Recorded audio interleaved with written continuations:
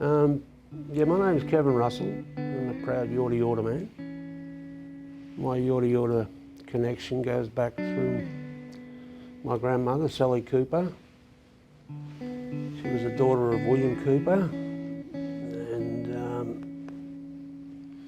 yeah, that's. I get questioned a lot when I get the name Russell about other mob named Russell, but it's actually through the Cooper family that I go back. So yeah, you're a proud Yorta Yorta man, and I go home as often as I can.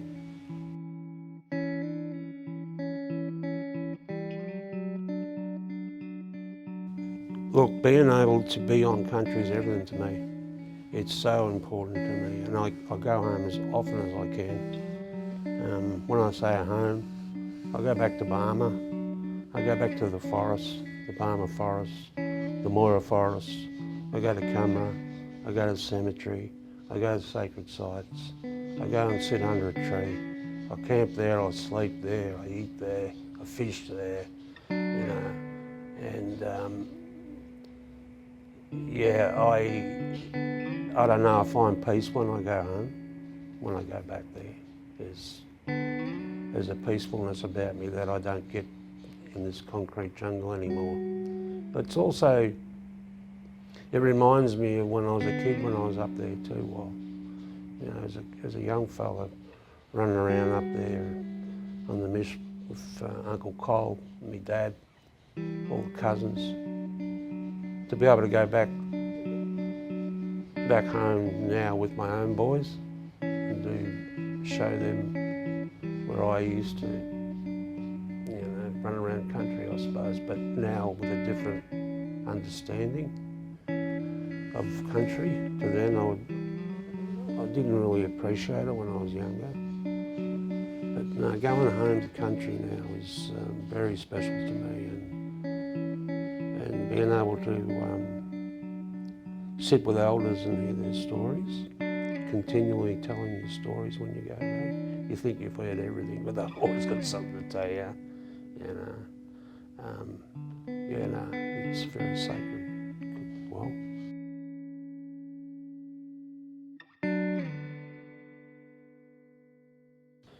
it's about connection, which is healing, and we can get lost in the world, in today's world.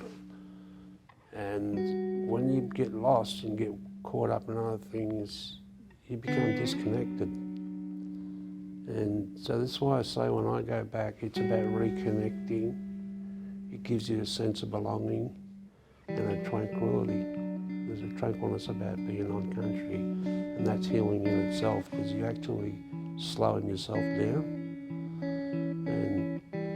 I believe that the whole healing of country, or healing of community, healing of individuals it's interwoven.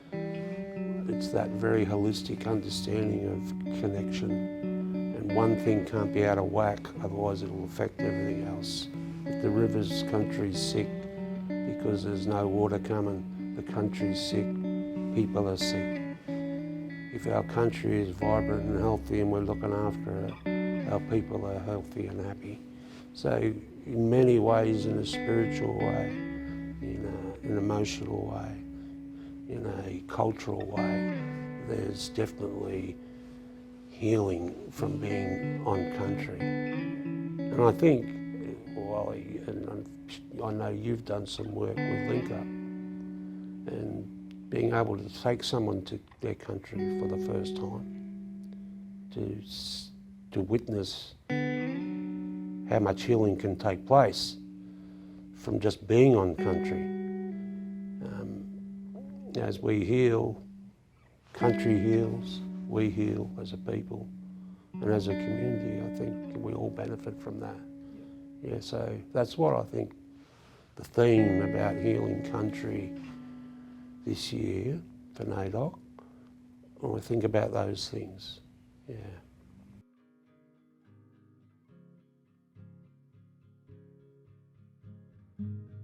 Well, it's been a question that we've been asked for 250 years, to walk with us not in front of us, not behind us, walk with us, and reconciliation and understanding, truth-telling, justice, treaties, being in a place where we can be seen as equal.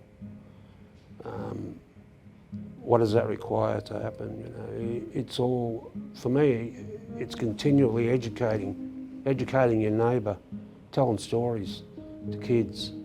It's funny how, even with my own kids, as they become stronger in who they were, who they are, how they love hanging out with their non-Aboriginal mates and telling them stories.